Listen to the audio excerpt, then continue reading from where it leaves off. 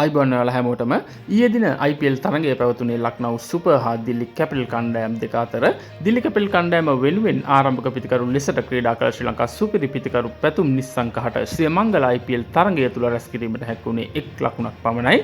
ශ්‍රී ලාංකික ක්‍රීඩා ලෝලින් වන අපි හැමෝම බලාපොරොත්තු වුනේ පැතුම්ගෙන් සුපිරි ඉනිමක්.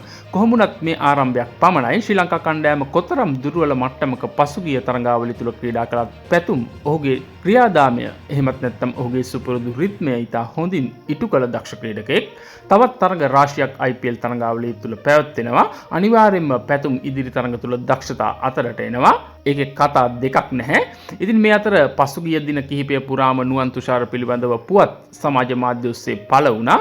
ඒ වූ ශ්‍රී ලංකා කණ්ඩායමට ක්‍රීඩා නොකිරීමට තීරණය කළ බව.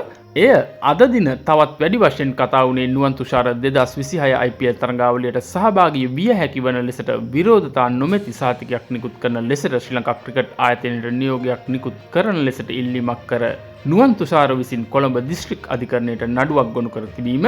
එම නඩුව අද දින කැඳවීමෙන් පසුව එළඹෙන 9 වනදා විභාගයට ගැනීමට නියමිත වී තිබෙනවා. ශම්මි සිල්වා, බන්දුල දිසානායක, සුජීව ගොඩලියද්ද හා ඇස්ට් ද සිල්වා යන අය විත්තිකරුවන් ලෙසට නම් කරමින් තමයි නුවන් තුෂාර මෙම නඩුව ගොනු කර තිබෙන්නේ. යෝග්‍යතා පරීක්ෂණය සම්බන්ධව නුවන් තුෂාර හට එල්ල වූ ගැටලු පදනම් කරගනිමින් තමයි ඔහු මෙම නඩුව ගොනු කර තිබෙන්නේ.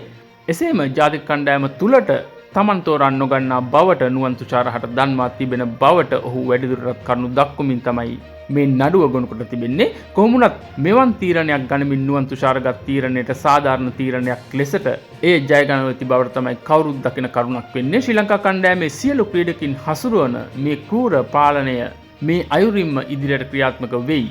වසර ගණනාවක් එකම පුටුවේ සිට මේ දේවල් කළ නිසා තමයි අපේ ක්‍රිකට් වලට මේ කලදසාව ඇති වී තිබෙන්නේ.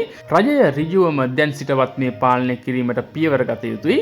ඉතින් මේ පිළිබඳව දැනට තොරතුරු එලෙසටයි වාර්තා වෙන්නේ. ඔබගේ වටිනා අදහසත් මේ සමගම කමෙන්ට්ස් කරන්න කියන ආරාධනය කරන ගමන් මේ පිළිබඳව නවතම යාවත් කාලින තොරතුරු ඉදිරියටත් ගෙනීමේ බලාපොරොත්තුවෙන් සමුගන්නවා. සුබ දවසක් ඔයාලා හැමෝටම.